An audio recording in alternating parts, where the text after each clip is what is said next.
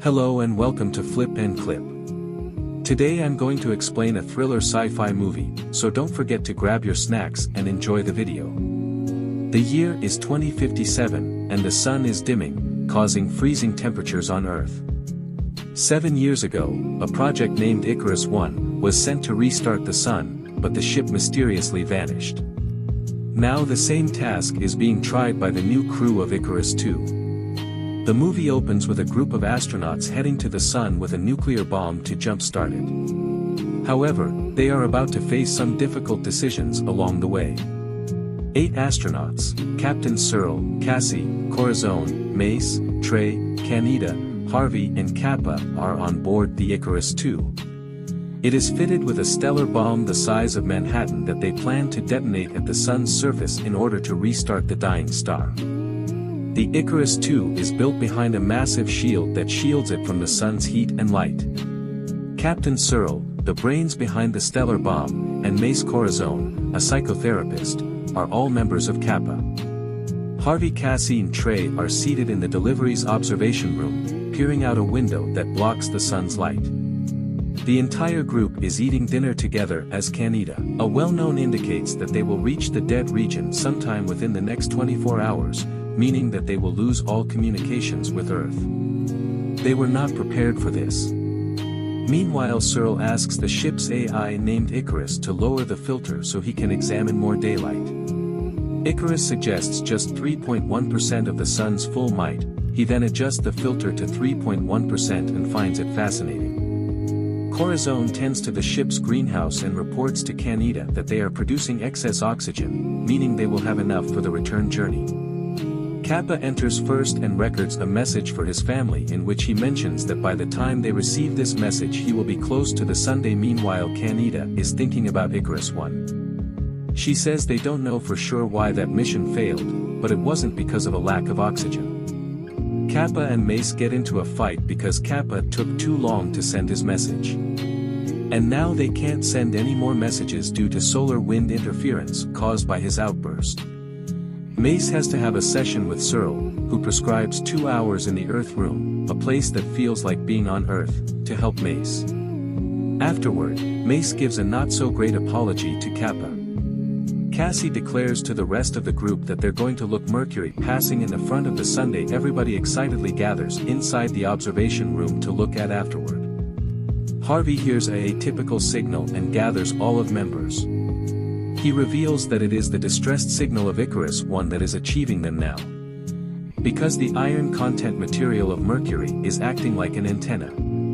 They take a look at the location of the sign and recognize that the deliver is near the Sunday in just a few thousand miles out from their personal trajectory. All of them debate whether or not the team of the deliver may want to nonetheless be alive.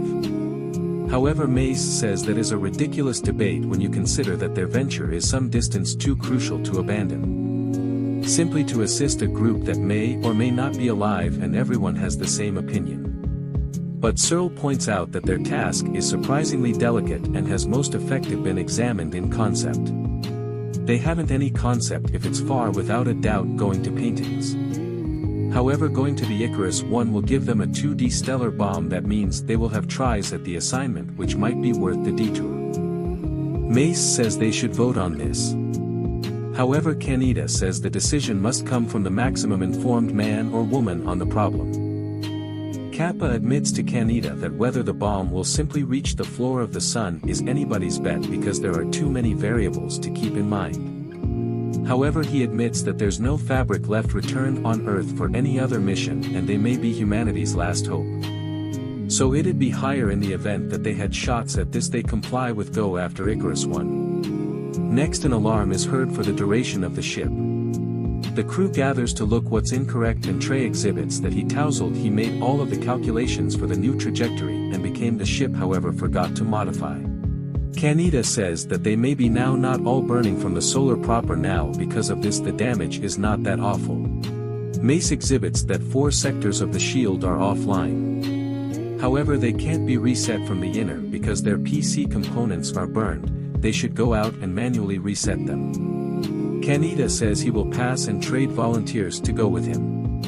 Kaneda tells Trey to leave and Mace indicates Kappa have to move. Kappa and Kaneda wear incredibly thick metallic gold spacesuits and venture out to manually take a look at the defend. In the meantime, Cassie rotates the shield so that the areas that they're going to test are far away from the Sunday within the shadow. As the shield rotates, top-notch noises are heard, and Mace says it really is simply elements of the defend cooling down and as a result increasing and contracting. Pretty sweaty and harassed interior their spacesuits, Kappa and Kaneda arrive on the guard and manage to reset the primary broken zone. The team is worked up at this win. However, simply then one of the Deliver's rotating towers comes in touch with the sun rays and reflects the mild straight onto the Deliver's greenhouse, burning it up, sensing a threat to the project. Icarus takes control of the Deliver and starts off evolved, rotating the Protect return to its unique position to save you the complete ship from burning up. Cassie overrides Icarus because if the guard rotates, Kappa and Kaneda will be uncovered to the sun. Mace then says if they don't rotate, their complete mission will fail, which is more important than the lives of Kappa and Kaneda. Cassie is outraged, but Kaneda supports Mace on this and says not anything is greater vital than the mission. Meanwhile, Corazon is distraught over the lack of the greenhouse. There is only 1/4 of the shield left to reset. Then Kaneda tells Kappa to move again within the Deliver. As he works on it himself, he manages to shut it in time. After which everyone watches on as Kaneda gets engulfed within the full pressure of the sun rays. Everyone got shocked and Trey starts beating himself due to not modifying the ship. Trey is now being drugged in the medical bay after Searle declared him a suicide danger. Harvey, the new captain, informs the crew that with the greenhouse destroyed they now not have enough oxygen to attain the sun, and going to the Icarus I is their simplest desire. Corazon, Cassie and Mace talk that there is not enough oxygen for all 7 members, but if there had been simplest 4 people, the oxygen would be enough to complete the project. This indicates 3 of them might ought to die for the challenge to succeed. Cassie talks to Kappa and says she is positive they're all going to die. She admits that she is scared and asks Kappa if he's scared too. Kappa talks passionately approximately the stellar bomb and says they will basically be creating a celebrity inside a celeb. He says it'll be stunning, and for this reason he is not scared. They come at Icarus I indifferent from their guard and dock with Icarus I. Mace, Harvey, Kappa and Searle input the Deliver and start searching through it. Kappa reveals that the stellar bomb remains purposeful. Harvey finds the greenhouse has been developing this whole time, and Searle finds there is food and going for walks, water on the Deliver. However, Mace reveals that for a few reasons the ship's flight systems were disabled. He finds a video message in the Deliver's files. It's from the Deliver's Captain Pinbacker, who speaks like a religious maniac about how it's far humanity's time to die as determined via God, and their technology and hopes are silly. He says the Icarus I are abandoning their venture. Mace discovers that the Deliver's mainframe has a coolant failure, which means that the Deliver can never fly again. Their trip become a waste. Searle finds the bodies of the Icarus I crew within the commentary room. He assumes they have been burned because the filter allowed all of the daylight in. But he does not recognize why or how. He says the filter out is probably absolutely open and the only motive there isn't sunlight inside the room, due to the fact they are behind the guard of Icarus II. Just then there is an unknown accident and Icarus II starts floating far away from Icarus I. Mace and the gang rushed back to the airlock, but Cassie well-known shows that in some way the airlock has been destroyed and that they can't dock again. Mace reveals a spacesuit inside Icarus I and says Kappa is going to wear it and cross back to Icarus II. Harvey objects and asks why handiest Kappa gets to live, and says it is because Kappa is the handiest person who knows the way to operate the bomb. Harvey gets egocentric and says he is the captain, so he have to get to stay. Mace comes up with a plan. He says they may line up the 2 ships, so after they open the door the vacuum sucks all of them at full speed into Icarus II. Corazon warns him that the temperature in space is freezing. Even a short journey without suits will almost kill them. However, Mace says it's the nice plan they've. Searle reveals that considering there is no computer on the Icarus I, someone has to live in the back of and manually open the door. Harvey is concerned all of them need him to live. However, Searle volunteers for the activity. Harvey, Kappa and Mace line up at the door and Searle opens the hatch. Harvey hits the door at the way out and his trajectory gets messed up. He flies out into area, freezes and dies. Meanwhile, Mace and Kappa make it to the deliver. Mace has bloodless burns on numerous components of his frame, but he lives. Searle enters the commentary room of Icarus I, where the full force of sunlight enters after the Icarus II moves. He receives engulfed in it and dies. Back in the Icarus II, Corazon mentioned that the airlock wasn't destroyed, but instead someone broke it, and they all of them suspect.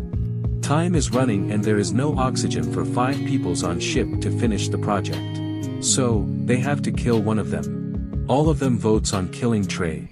Kappa, Corazon and Mace vote in favor, even as Cassie votes in opposition to it. She is horrified as Mace prepares to kill Trey. Mace grabs a knife and arrives to kill Trey.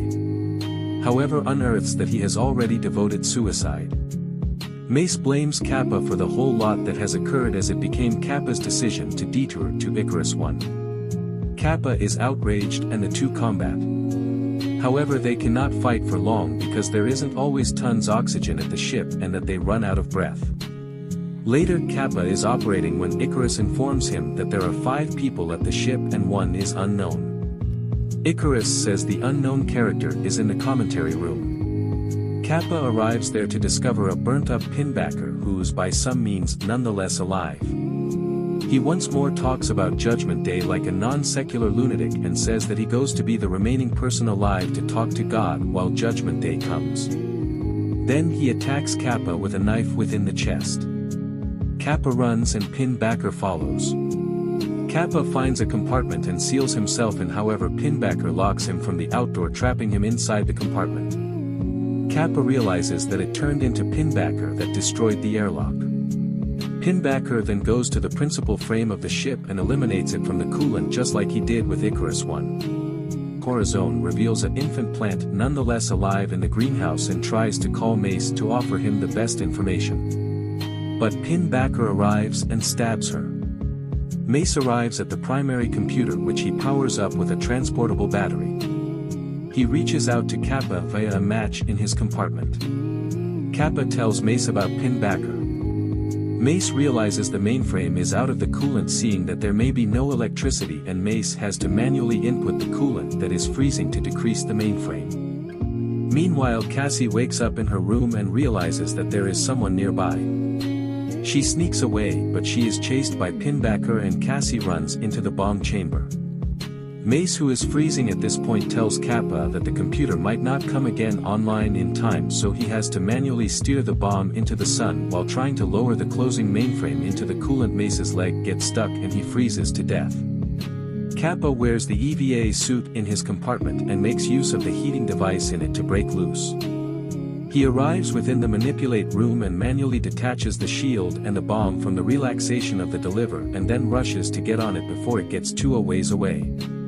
He makes an epic jump from the deliver to the bomb and manages to make it in time before the boosters at the bomb switch. When he enters the bomb chamber, finds Cassie hidden there and is confronted by Pinbacker. After a quick combat with him, Kappa and Cassie control to get away, and Kappa reaches the manage panel of the bomb. He units the bomb off, and as the nuclear reaction begins, he finds peace, accepting his death and staring into the flames of the sun. Back on Earth, Kappa's sister receives his closing message, wherein he is telling them to just appearance out for while the solar shines a bit brighter due to the fact while that occurs they will recognize that Kappa has succeeded. Just then they appearance up and the daylight will increase.